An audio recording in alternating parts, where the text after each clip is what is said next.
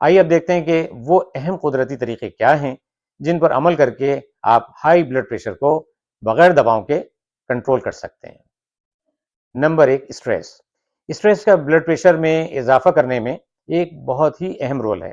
اس کو کم کرنا بہت ہی ضروری ہے۔ آپ اس کو اپنی مشغولیات کے ذریعے، ایکسرسائز کے ذریعے اور پازیٹیو ایکٹیویٹیز میں شرکت کر کے ضرور کم کر سکتے ہیں۔ نمبر 2، موٹاپا یا وزن میں اضافہ۔ یہ نہ صرف آپ کے بلڈ پریشر کو بڑھاتا ہے بلکہ یہ جوڑوں کی بیماریوں اور دوسری کئی بیماریوں کا بھی باعث ہو سکتا ہے۔